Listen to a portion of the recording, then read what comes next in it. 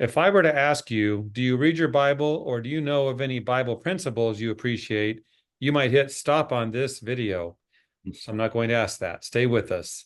I am going to ask our guest today, Dave Kahle, to discuss something he believes in: how to achieve success by building biblical principles into your business. So, Dave, welcome to the program. Glad to have you.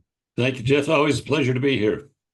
Now, Dave, don't get preachy on us, but tell us Okay. about this angle. It came this way. It's been my observation over the years that the Bible is a great source of business direction and wisdom, as well as other things, And when I'm working with salespeople, I've observed that if you were to identify the best principles, best practices of the Bible relative to sales.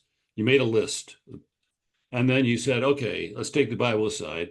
Let's just say, what are the best practices of business to business sales? And you made another list. You would find those lists to be almost identical. And so it's just perfectly clear to me, because I am something of a Bible scholar. It is perfectly clear to me that biblical principles are principles for success, and that they have sort of embedded themselves in our Western business culture, and the whole business culture is built pretty much on biblical principles. And if you can begin to accept that and put biblical principles into your routines, you're going to be more successful. I mean, that's what they're designed for. Agreed.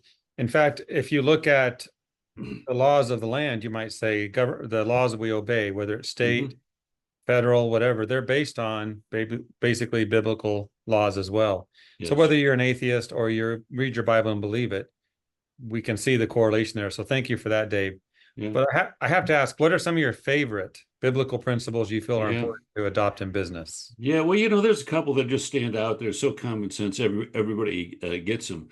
One is, of course, do unto others as you would have them do unto you. What a great principle for customer relationships, for how you deal with customers, how you deal with prospects, how you deal with vendors, the whole thing. I mean, it's a great principle for getting along with people, particularly people that you're dealing with on a pretty regular basis. So that's one common sense, but it applies all over the place. Another one is integrity. Integrity is clearly a biblical principle, but it's also, and this is what I mean by the two lists coincide, almost identical. So integrity is just by itself a moral issue and a biblical principle. Okay, let's take that aside a minute and say, well, what about the practical world? Integrity is good business. So there is where again this where they integrate. They duplicate one another.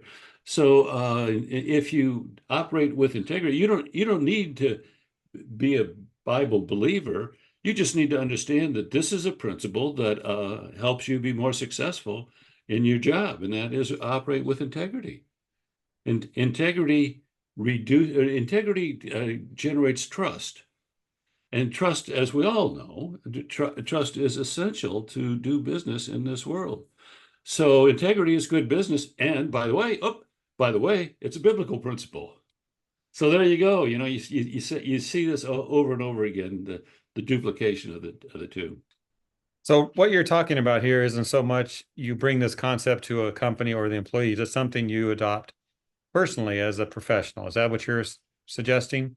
Well, there's different layers, and yeah. So first of all, you sure should adopt certain biblical principles as an individual, a salesperson or sales manager or CEO, whatever the case is, because they are principles that will help you get along with people and impact people in a positive way. So yeah. So first at a personal level, but then there's places where you can put these things into practice in a group level, or even in a business corporate level. I mean, there's lots of businesses out there that have mission statements and uh, vision statements, that reflect biblical principles. So yeah, you can.